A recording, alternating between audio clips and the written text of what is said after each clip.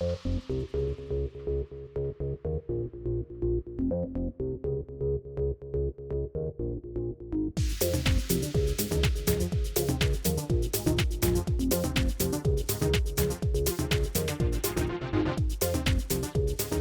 and welcome to Fintech Chatter, the show where I connect with fintech leaders for a bit of a chat. I'm your host, Dexter Cousins, and the founder of Tier 1 People, the executive search and recruitment firm that's dedicated to helping high-growth fintech ventures hire exceptional people. Today's guest is Ritchie Cotton, the co-founder of Valiant. Valiant celebrates 10 years this year, and I'm here to chat to Ritchie about the highs and lows that he and his co-founder, Alex Malloy, have experienced over this last decade.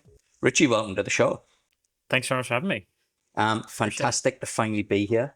Yeah. Got to say, what a vibe. Yeah. It's it? great. Yeah, it's awesome. Excellent. It's awesome. We're going to talk about that a little bit later on because This is, I think, without doubt, certainly in the last 5 years, the best environment that I've walked into in terms of an office. Amazing. Yeah. That means a lot. Yeah. I appreciate it. Thank you. So we're going to cover some of your other secrets to success. But before we talk about that, maybe if you could give our listeners and viewers just a little bit of an insight into Valiant and the big problem that you solve. Yeah, sure. So ultimately, it's interesting. We actually had one of our early investors the other day send us the initial PDF we'd sent them to apply for their accelerator way back in 2015. Now, we were kind of reading the articulation of our vision mission, and it really hasn't changed much, to be honest. And ultimately, that's all about how do we better connect a typically underserved market and small business with the right finance options for them at the right time on the right terms. I think small business are often lumped in the too hard basket from a financial services perspective. Underbanked, lending is difficult. You kind of have to give up the family home and other things. And I think also mix that with the fact it's an unregulated market from a credit code perspective. It just means you end up with some bad actors and people who prey on small business. And so I think our kind of vision was, how do we create the platform and mechanism to create the best connections between small business and the right funding solution, and then make that process really seamless. So as your business grows and evolves, those solutions grow with you. You're not having to go and hunt and find them yourself. And then when you do decide what you want to do, it's easy as clicking a button to make it happen, rather than, again, another 30-page application form. I've got 5 PDFs here. I've got this here. I've got this here. And sort of then helping leverage technology and process to facilitate that end-to-end process. So you were kind of what I would class as one of the OGs of Australian fintech. You'll have seen, I guess, a number of businesses come and go. Tell me about some of the achievements that you've had in it over this last decade. Sure. I think it's hard to distill down to one or a few, points. I think maybe I'll talk about a few things I'm particularly proud of. Yeah. I think one was the way we navigated the business through COVID. Obviously, small businesses were hurt and impacted very sort of hugely during that time, and the economy kind of stopped, and lending dried up in certain areas, and sort of I think the natural way our sort of businesses diversified across multiple funding types, working capital, asset finance, commercial development, etc., really helped with that in the portfolio and managing that. But I think ultimately our crowning achievement would be just the customers we've helped. We've just shy of helping 25,000 unique small businesses, just shy of funding $3 billion dollars for Aussie SMBs, and I think that's a lot of jobs. Yeah, a lot of jobs, a lot of GDP, a lot of, you can kind of approximate a few measures to it, but I think I'm really proud of that. I think ultimately, it's very easy to look at numbers on an aggregate level, but when I think of what goes into that $3 billion, for example, it's hopefully, and I believe it is, a whole bunch of people who just sleep easier at night. It unlocks opportunity for them. It takes an idea that's in their head and makes it a reality. I think that's probably, we aren't a successful business if our customers aren't successful. Yeah. So, I think the way we've been able to help them be successful is probably what I would hang my hat on. Right. So I want to kind of do, if you don't mind today, kind of three parts of this show. I guess first is to talk about Valiant and that journey that you've been on. Second part is, I guess, kind of the culture and what you've built here and your approach to leadership. And then the third part is kind of, I guess, where you see fintech as a whole right now in Australia, what we can do to move forward. And then, also kind of what we can expect this next decade of Valiant. Sure. So let's kind of rewind all the way back to the beginning and the genesis of Valiant. Yeah. How did you and Alex meet? We met at university, actually. Funny story, in my first year, Alex was actually one of my tutors for one of my courses. Wow. And I think I was probably that kid in class that when no one else put their hand up and there was an awkward silence, I said, "Oh, fine." And so we eventually, the next year I joined the same tutoring program, became a tutor. And so we ended up working together, and that's sort of when we started to hang out as a broader group. And what were you studying? So I'm by major studied quantitative economics, so econometrics and finance, and Alex was studying commerce and law. So it's sort of the introductory commerce and economic subjects that we were tutoring together. And then so basically from there, we were part of a contingent. We both went to university up in Brisbane, at University of Queensland, wonderful institution. And we're part of the big cohort that comes down every year from Brisbane to join investment banking, consulting, etc. here in Sydney or Melbourne. And we sort of, were part of a Brisbane contingent here that all hung out a lot. And then we effectively got to the point in our kind of the analyst tenures of what we were doing. So Alex joined McKinsey & Company as a consultant. I joined Credit Suisse in investment banking. I should caveat, though, I think that was a very deliberate decision to sort of learn as much as possible and really try to understand how the real world works. And what year was this that you went to Credit Suisse? January, February 2013, I think. Wow. And so 2 years, and then you... Yeah, 2 and a bit. Yeah, we finished this sort of in consulting and investment banking. You kind of have the analyst program, if you will, where there's sort of a split where people decide to do an MBA or leave or do something else or stay and kind of really choose it as a career, I guess. And I think in our respective positions, Alex at McKinsey had gotten what they call fellowship, which is effectively where McKinsey will sponsor your MBA and you'll have a position when you get back, etc. And I think I'll very happily sing Alex's praises. He, got into Harvard, Stanford, and was working out what he wanted to do. And so he kind of had the world as his oyster. On my side, I kind of wrapped up the analyst program. I was really fortunate while at Credit Suisse. I think I worked with some really great people who gave me some great opportunities. I got to, travel to the US on a few deals and work on some IPOs. And I kind of saw how that part of finance and the world and markets really worked, which part of the reason I study economics was because I think I find the psychology of that stuff fascinating, despite really, I think, and it was a uni where I taught myself to code and made a few apps, and it paid for coffee every day, but it was never that serious. But I think that's probably where I got bit by the bug of I want to be in technology, but before I start something or build anything, I need to know how it'll work. So you're not a hands-on engineer and stuff. I am. I still push PRs, and I genuinely love it. So I think I love it. The team probably don't love me doing that as much.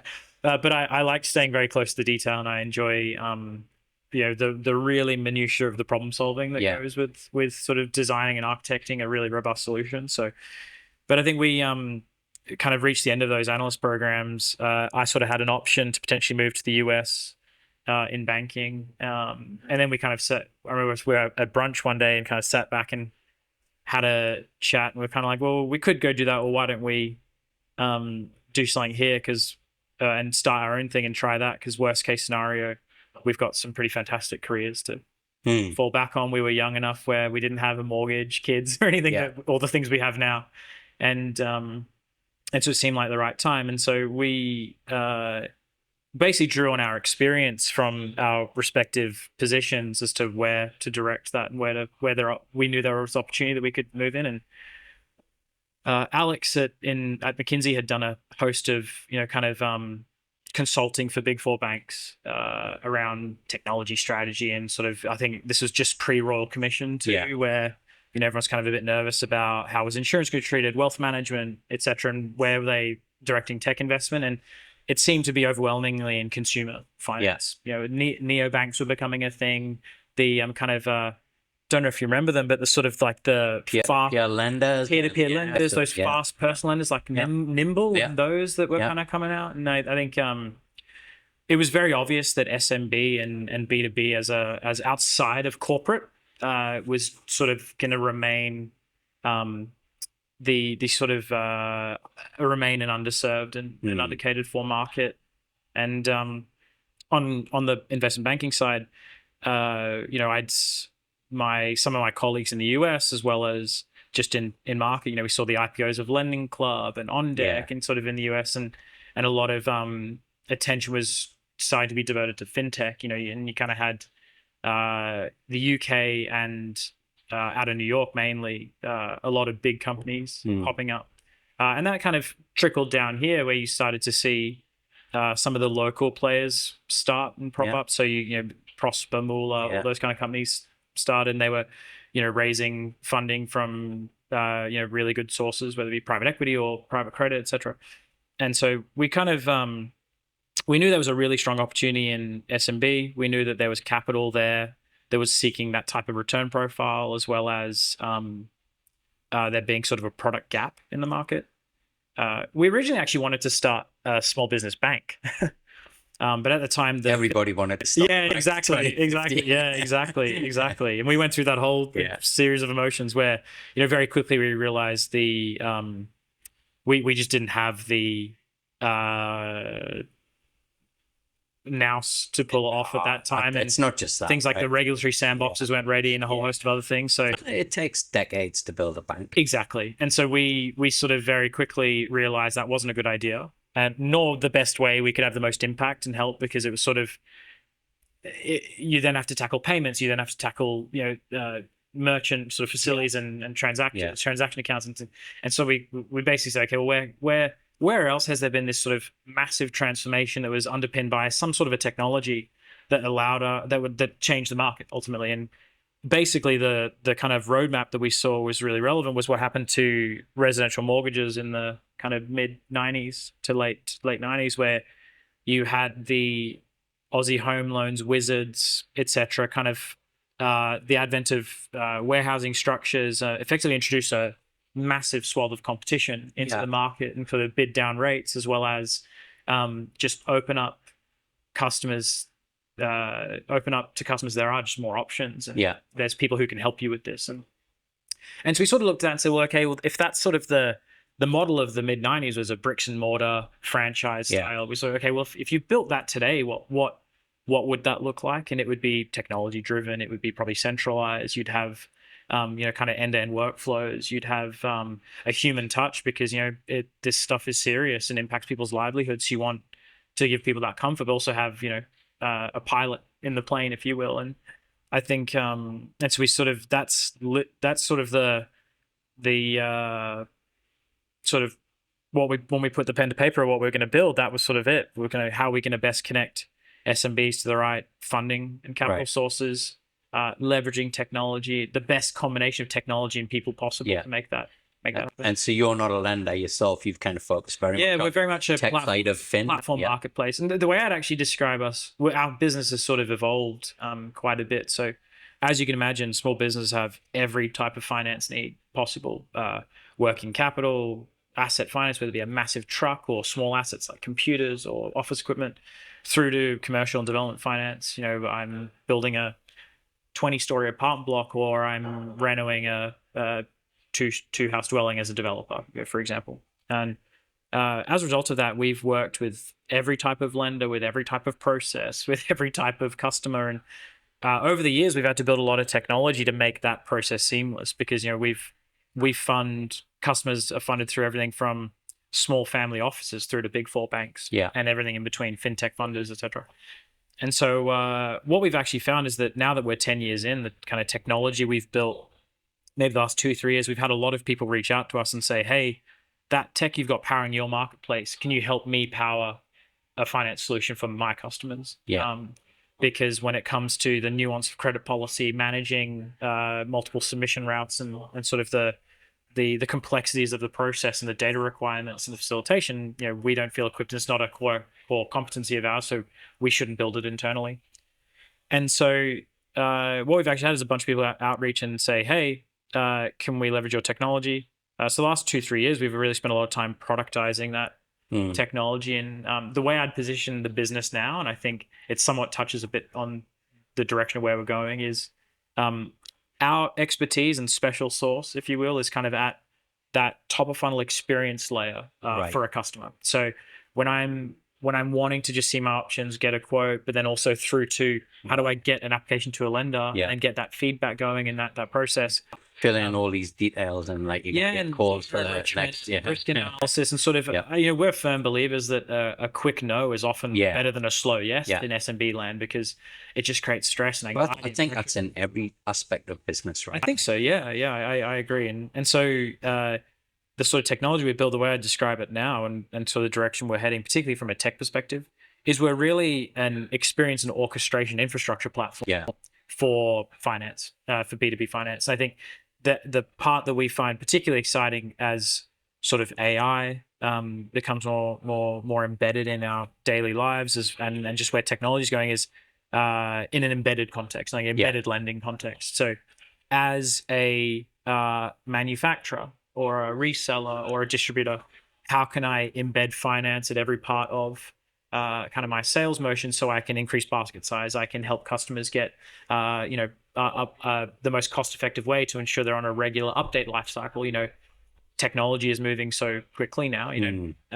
If we look at, I'm just looking at someone's hardware there. If you look at what MacBooks are today with Apple Silicon versus 3, 4, 5 years ago, it's a different beast. And so how do you give people that certainty around budgeting and all those kind of things in that kind of context? And so that kind of embedded finance experience and orchestration platform we describe as infrastructure, because we're really helping other people power those programs. And it's all coming from the thing that is, and the technology platform that is powering our own core marketplace with 85 different lenders, almost thousands of different kind of products and millions of different permutations of product policy.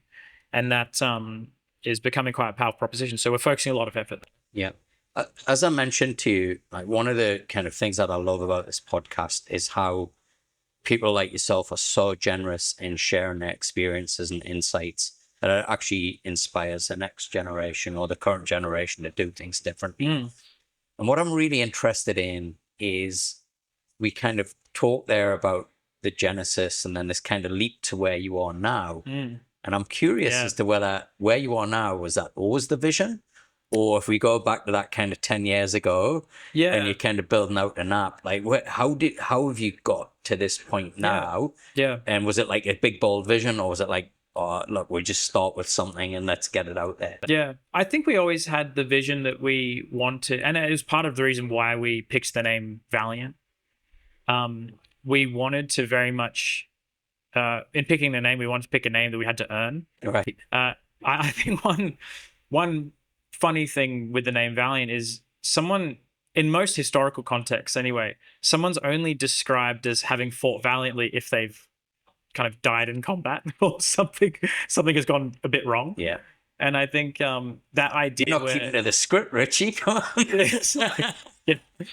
But that idea of from a connecting you with the right solution, we'll go to the end of the earth, was sort of, that's been a consistent theme since we started. And that idea of we will be the platform that facilitates and have the people that help facilitate that idea, and we'll turn over every rock and we'll go through every, and we'll fight valiantly and be in your corner. And I think that always part of the name kind of resonated with us. So I'd say the core vision hasn't really shifted much. The way we've executed definitely has. I think when we first started, just because it was the sort of path of least resistance for us, we very much started in the unsecured working capital space, where you just can be a little more digital and a little more, your competition sort of landscape is much more digitally focused. At that time in 2015 too, it was things like AdWords in fintech, kind of those acquisition channels weren't as mature, so there was a bit of opportunity in there. And so But then we found that as we kind of evolved into asset finance and other spaces, it having a more personalized and in a lot of cases, a human concierge experience was really important, empowered by great tech to make that smooth and fast and easy. Particularly as our customer base sort of broadened, everyone from buying an experienced 20-year veteran business owner looking to upgrade their fleet of vehicles, wants to talk to someone and understand and know, okay, you know what I need and you're going to help me. Yeah. And kind of catering to every different sort of customer journey possible. And so I think the way we've delivered the model has evolved, but ultimately, very quickly we realized it was going to be this beautiful combo of tech and people. Yeah. And then how that's, I think, probably the biggest change in how we've delivered things to date is really just this kind of more embedded finance opportunity, embedded lending opportunity that we're sort of looking at pursuing now on the tech side. And were you able to get the business and a product out without raising much capital, or was it kind of quite capital intensive to do that? Yeah, I would say we've definitely raised a fair chunk of capital now. It was sort of a Series C company. And I think, it's funny, I would say that's a lot of money, but then our core business, our core kind of marketplace platform business is now profitable. Yeah. Or near profitable. And so when I look at, if you spread that capital over a 10-year period, it probably doesn't feel like as huge an amount, but I think relative to some other companies. But I think it's really guided how do we attract the best people, and acquire in the best channels, through a period like COVID, etc. Like how do we weather the storm and come through the other side? And capital is a huge part of being able to do that and make sure people still have jobs and roles. And we have a duty to our team. They rely on us to help them sort of live their lives and their livelihood. And so that's really important to us too. And so I think capital was all part of that story. Okay. I'm going to talk about the team and culture in a little bit, Sure. But I kind of want to just dig a little deeper into kind of that journey that you've been on. Yep. What was the moment that you thought, yeah, we've kind of cracked this, we're on to something? I think there's probably a few different moments where I felt the emotion different ways. One is, I think, when we kind of secured our seed round, it was sort of this is no longer like a thing that we're toying with or an idea. It was a pretty uncommon thing to go and ask strangers for money in Australia. It was just starting, and we were kind of entering a time when for example, it was like Ben and Toby Heap had just kicked off AWI, and then they were just, I think at that time they were just about to roll it into H2 from memory, and you kind of all the accelerators were just starting. I think our kind of lead investors in sort of our two early round investors, Reinventure and Carthona, had only just really started investing in. They would have just had Society One, I think. And a few others, but we were in the first fund for them, for Reinventure, and it was still very early days, and so I think it was. I think that point we were kind of part of a very select few that were able to raise like that, and I think that's probably where we were like, okay, now we have an obligation to make this work. Let's go. There's someone and a group of people who really know what they're talking about and see the whole market, and they're kind of telling us they believe in us, and so that's carries a huge amount of weight, and it's not a responsibility that Alex or I take lightly. So I think the seed raising was a big one. I think coming out of COVID was the other big one. The fact that we could survive that and came out the other side just more resilient than ever. Really kind of said, okay, if we can survive that, we can survive most things. And so I think that phase of things allowed us to really knuckle down, get, I guess, battle fit, if you will. And then coming out the other side, that was okay. We're going to be good. We're going to be okay. We have a plan and we have a roadmap. Up until that point, we'd grown exceptionally quickly, and I think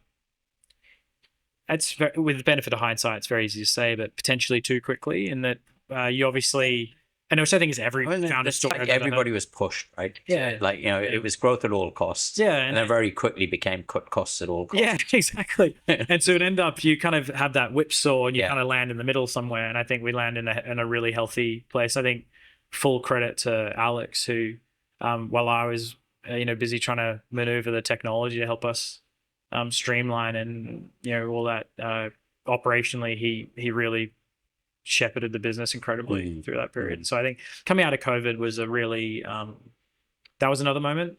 And I think the latest moment where I've kind of gone, wow, we're almost kind of starting a new business, if you will, but built on the foundation of everything. We couldn't have done it without the 8 to 10 years prior. Was we had our first sort of partner in the embedded finance, embedded lending space say, hey, we launched a pilot with them here in Australia, and they said, hey, this is actually really great. We'd love you to come to the US. Can you say that again? Nobody ever says that about partnerships.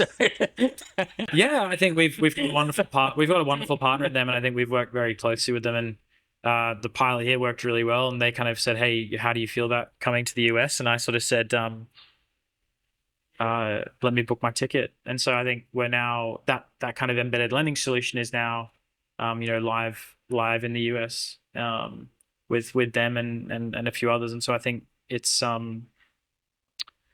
super exciting, because I think that's sort of another moment where you go, wow, like not only is what we built and what we have within the core business incredible, it's also there are other people that want to leverage it, and it's a way that we can have more impact on more businesses and help more people, and sort of it all aligns with the same vision and mission that we set out originally. It's just a different delivery model, I guess. Yeah.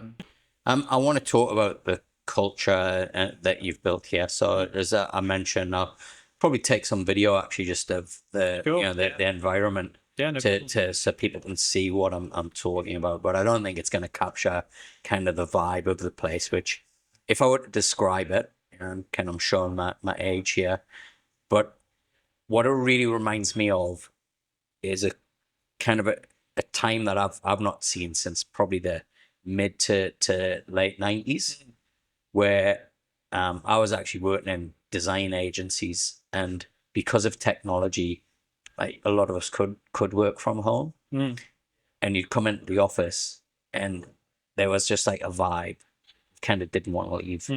We'd have music on, mainly kind of dance music and techno and stuff, right? Yeah. But there was this focus, but also at the same time, this kind of real energy. It was completely opposite, I think, what we'd kind of developed, throughout the kind of 2010, 2020s of people just faffing about on beanbags and whiteboards and, drinking kombucha. And it was like, that was cool. And it was just, to me, I was like, I just can't think of anything more like mind numbing. Like this. So how have you created this energy that you've got within the business, whilst also having what you can very, very clearly sense as a focus and kind of commitment to doing the work? I think it probably boils down to a few things, and I'll kind of start at the top and work down, because obviously every layer of the organization is responsible for the culture, but or so maybe not responsible, but contributes heavily to the culture. I think from the beginning, Alex and I have been always very consistent with our values and what we deem as important. We have a defined set of company values that have been the same for, I think, 7-8 years now. Is there much difference between the kind of values that you had around the Valiant name and what it meant for customers and what it meant for the business? Is that kind of then flows through to your people as well? Or? Yeah, definitely. And for example, our values are, number one, customer champions. So everything we do, product, sales, customer facing, it's all about how do we champion the customer? The way we build a sustainable long-term business is by getting them the best outcomes. So our second value, and excuse the language, is get shit done. Yeah. And I think that's a, kind of just general productivity, but also focus and kind of that relentless pursuit of moving forward. Sort of if something if you think it can be made better, make it happen. If you think, sort of if a customer needs something, make it happen, and sort of just really drive that. Which I think is, it's also sort of captures a little bit of the idea of do more with less, and Yeah. of the more, so those kind of principles. And then our third value is because our logo is sort of two lions, Yeah. sort of the cub and the larger lion. And the lion's been a common motif across the history of the business, and we call the team the pride as a result, is thrive in the pride. So how do we support and help each other? How do we, build not only relationships with each other, but like systems and processes to facilitate that, management structures that make that happen. And I think a big part of the culture now is how we've iterated the way we've then help the team thrive together over time. So I think our three values kind of really capture a lot about how, from a top down, I think Alex and I have been kind of relentless in our repetition of them to the point where people kind of probably go, we know, but I think you just sort of have to be and consistency there. We haven't really wavered from that. And then I think the other part is just really iterating our hiring process.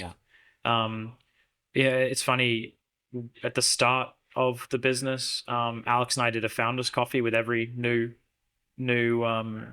person who joined. It got to the point where we were doing like 2 or 3 a day, and we got none of our own work done, so we had to kind of make that a bit more scalable.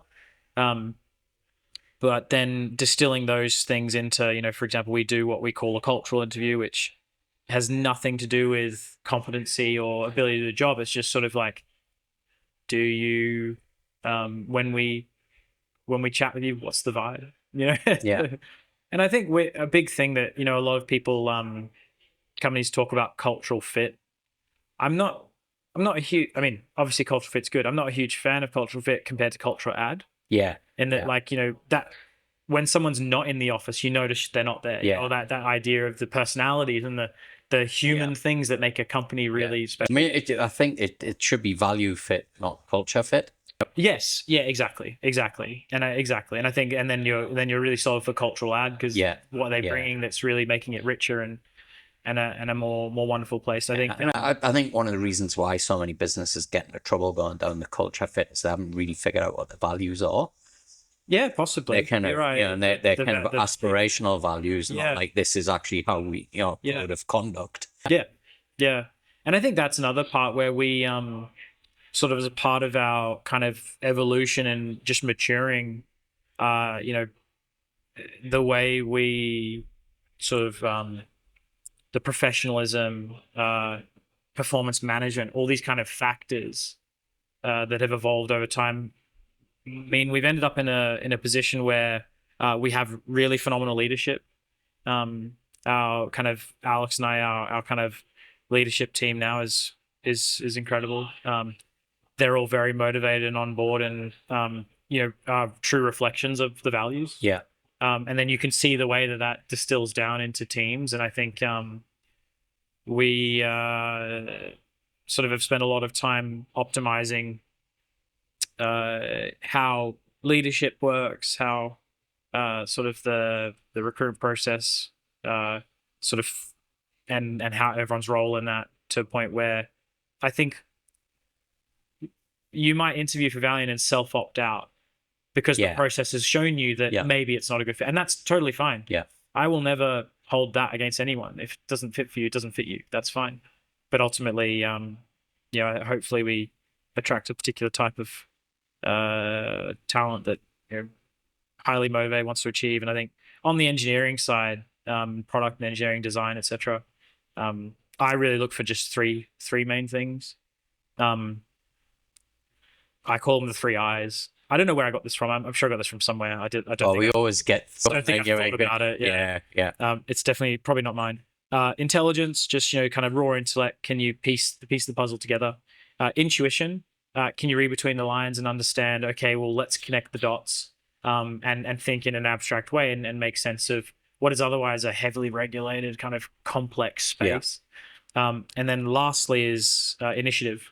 So if you've got the intellect and you've got the spidey senses tingling, you kind of do something about it and you make it happen. And I think if you have those 3 things combined, you're really an unstoppable force if given the right resources, tools, and structure to work within.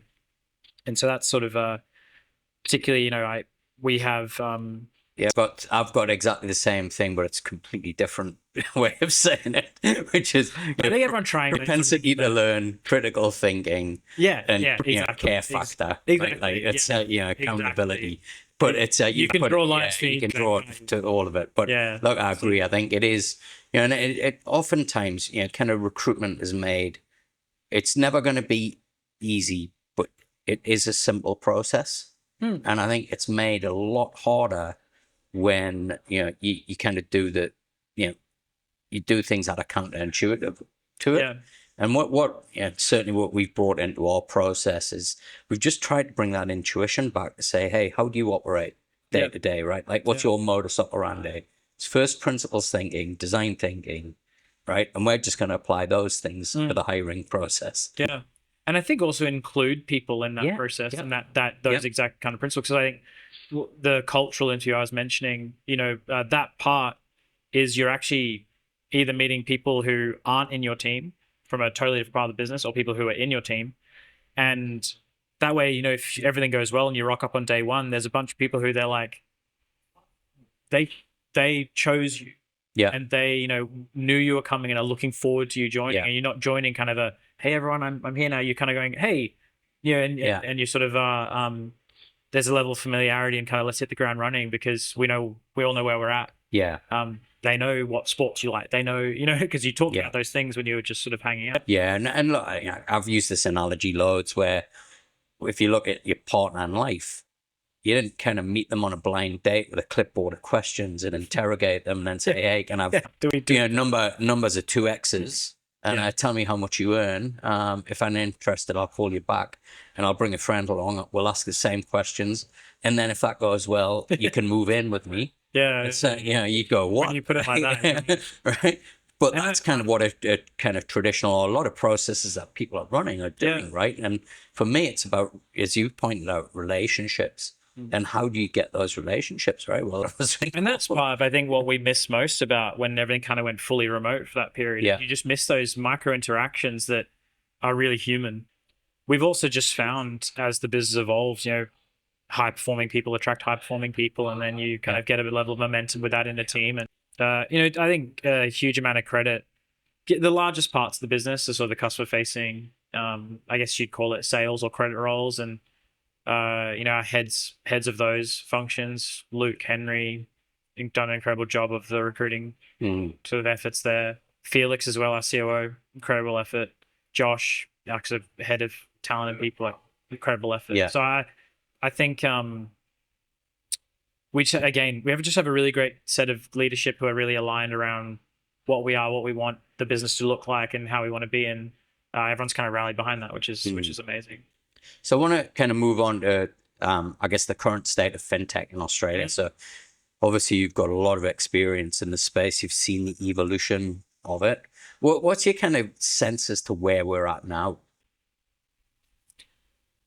Yeah, I think it's interesting because I guess depending on the part of fintech you pick, I think if you look at lending specifically, the rate environment, looks like it will become a little better.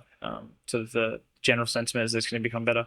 And so I think a lot of those, maybe alternative funders that may have felt a real crunch if rates had gone up more or something, probably feeling a little better. But I think consumers have been pretty resilient through the uncertainty as well. And so, lending's still happening. And I think what we're seeing now is just a lot of generally how can people leverage AI and those kind of the newer technologies, and how does it fit in a world that is somewhat very rules based and needs to be deterministic because of the cost if it isn't, and understanding across a portfolio what performance looks like and things like that. I think I think a general theme across all verticals, payments, lending, etc., is just the idea of embedded. How do you get solutions, and embed them right at the point of need, and then connect people to the right thing at the right time, and whether that be to tailor to a certain customer preference or to just offer something that wasn't possible before. I think that's really really important. So like, I have, chat with other founders all the time, and, embedded insurance, massive opportunities. I think payments was already a fairly embedded kind of piece, but the way that you leverage the data and insights out of that and kind of tap in, like, that's probably still a little bit removed from where it could be. And I think, so I see the concept of embedded as a really core. I think what you'll start to find is once those services begin to embed, I know, for example, like Stripe is doing a heap of stablecoin work. And I think once it becomes the one button click, because they're really helping facilitate that, I think that's when you see some more widespread adoption. I think crypto has been somewhat associated with speculation risk in some markets outside of sort of I mean, that's not entirely true, but I think for it to really sort of be adopted en masse, you kind of need to give that. And I think the branding of stablecoin is great, because that's probably the part that if you were talking to someone who was on the fence about it, well, I don't want to go into something that I perceive as risky because of the market commentary or the to the moon, what does that mean? That sort of thing. And so that idea of like, hey, here's like just effectively a digital representation of a US dollar.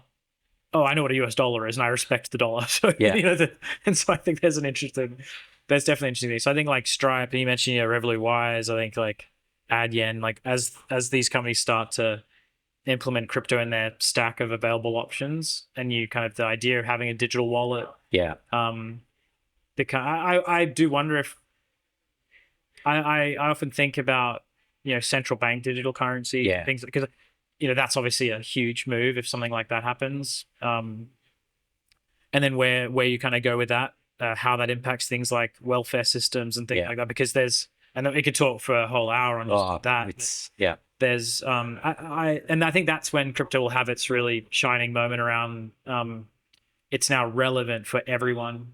And I think someone put it to me a while back. It's sort of like a financial technology is truly relevant and remains relevant if someone's salary is paid in it. So that's why in the US checks are still a thing. Here, not really a thing, because it's all EFT and whichever. But you kind of go, when you're trying to like create a system to replace something, here you'd be like, okay, we're replacing EFT or some mechanism of electronic trying to transfer. Over there you go, well, there's someone who just really loves the feeling of receiving that piece of paper because that's what's happened for X many years. And I think that's something that's kind of hard to navigate. Essentially. In terms of, I guess, where Valiant's going, what can we expect in the next decade? I think this idea of embedded is massive for us. We're really building out our technology and product team capability to effectively take it global. We're in Australia, the US now would love to, over the course of 2026, 2027, be across the UK, Europe, potentially parts of Asia, because we've definitely found we have a lot of market pull in a lot of places. And I think it's continuing to build out the product suite, continuing to really focus on how do we help other people who have SMB customers embed a finance process in the right way that doesn't hijack their sales motion, doesn't create noise in an otherwise in most cases quite nice process that they've developed over time and process they own. I think one thing from a technology perspective, we never want to be the type of company that comes in and says, oh, well, this is now the way you need to do it. We work with you to work out how we can add the most value and not hijack process, because I think that doesn't really help anyone. And I think we also we'll never go to a lender, for example, and say, we know how to lend better than you. You've been doing it. In some cases, some lenders you've been doing it hundreds of years. So how can we tell you anything? It's more a case of, here, we understand your problems. We know why you do things the way you do, and how can we work with you? And so things like how we bring some of the risk and fraud assessment factors further up the funnel, help you understand more about a customer, KYC earlier. How do we embed options in the right way, the right time, run that pre-screening or pre-scoring that's needed so that when an application does hit their system, they know it's effectively 100% approval. And so for me, I think the biggest mistake they made with CDR was I think you should have started with small business as the Interesting. test case. Yeah, I interesting. just think it's far, more, Yeah. because I think there's a lot more friction there. Definitely. And I think also the reason that friction exists is because it's when you look at the way a financial institution thinks about a business, is often it's very separate to the personal life that runs the business, what's behind the business. But then the practical reality is the two are so intermingled and enmeshed. I think it's very hard to delineate, particularly if you're looking at a sole proprietor or a sole trader or partnerships.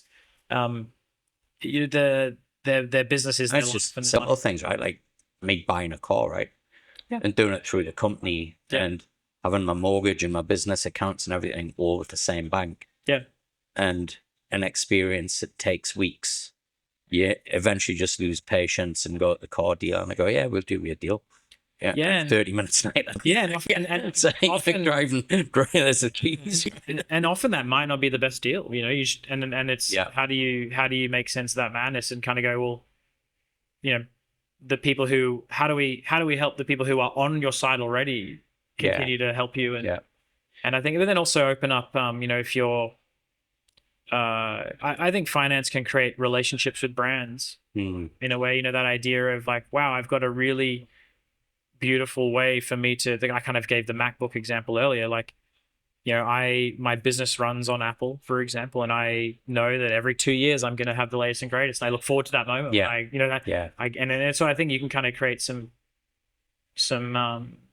loyalty in a brand relationship. I think ultimately, kind of, if I look at my two experiences as a retail customer and a business customer of the same bank, one, I feel it's banking at my convenience, and the other one, I feel like I'm banking at their convenience. And that would be on the business side. And I think it's, that there are a lot of kind of problems where they've thrown a lot of money at technology and everything else, and the problems still persist. And I think ultimately it comes down to a cold, calculated view of what makes us most money. And in Australia, it's like mortgages. So, I think, if you're tossing up between lending against a house in Rose Bay or a new oven for a baker, I think from a bank, it would be. So it's actually incredible that we're talking about 10 years of Valiant, and I'm kind of 9 years into my business. And I don't think I've seen any change at all in my business banking experience. I've seen a lot of my consumer experience. Consumer experience, Yeah, and I think so there's a massive opportunity. I think that's real. That's a real game. Right? I think technology's come a long way. I mean, just with everything happening in AI, just technology in the last 6 months. Oh, see that. But this is the thing, right? Like, here we are 10 years later, still talking about the problem that you'd identified, and the banks are nowhere near further on solving it. Yeah, I think it's interesting. I think in some ways they are further along because a lot of them have invested in sort of core banking upgrades and a few other bits and pieces, but ultimately I think ultimately it's the kind of customer experience, right? Yeah. It's like, and I think this is what I've noticed over the last 15 years or so in Australia, from incumbents, not just in banking, but insurance. When they talk about innovation and they champion it, it's all internal back-end stuff that the customer never sees. It's the customer looks at still the same insurance policy I would have got 50 years ago. Yeah. Still getting hit with, an increase every year. It's still, claims is still I might be able to do it through a phone. It is funny. I think I remember way back kind of early fintech days, and everyone's sort of talking about, the unbundling of a bank, and they were using that. Yeah. You had that big chart with all the areas bank and all the fintechs that were kind of tackling each of the areas. And we kind of always had the hypothesis that, people would do parts of what a bank does better, but the core fundamental value prop of a bank of fractional banking, cheap cost of capital, it's such a competitive advantage, it's very hard to shake. And obviously banking has a natural stickiness to it, particularly once you're established. And so I think that stickiness is probably what has created some of the inertia in the experiences. And I think they maybe also took that view, hey, we're not going to be unbundled. And then the parts that they were happy to be unbundled, they've let happen.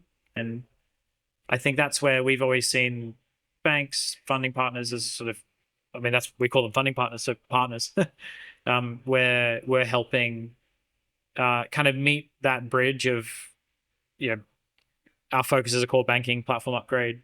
Okay, well, we'll look after the experience layer. Yeah. And how do we connect those dots? Yeah. And make that work for everyone, including the customer. Awesome. Ritchie, we get some amazing talent tuning in. If anybody's interested in joining what is, I can guarantee you folks, one of the best kind of vibes I've seen anywhere at any fintech in Australia. Where can they find out more about careers? Just head to our website. Valiantfinance.com, or you can send people@valiant.finance an email. Or I think maybe we can include some notes in the episode description or something. Yeah, we'll stick links. Yeah, and I reach out to Josh as well. I think our head of people, he'd love to hear from everyone. Brilliant. Ritchie, it's been great to chat to you. Congrats on the first decade. Really excited to see what you do in the next decade as well. Thank you. And I appreciate it. Great to chat. Probably not. Let's do something a little bit sooner than 10 years. Yeah, that sounds good. Yeah. Sounds great. As always, folks, thanks so much for tuning in. If you are new to the show, then make sure to follow us on Podcast Player or give us a subscribe and leave a comment if you're watching on YouTube. If you're coming back, thank you so much for your support. It really does mean a lot to me, but more importantly, it really helps us elevate great Aussie founders like Ritchie and great Aussie fintechs like Valiant. Until the next episode, keep well,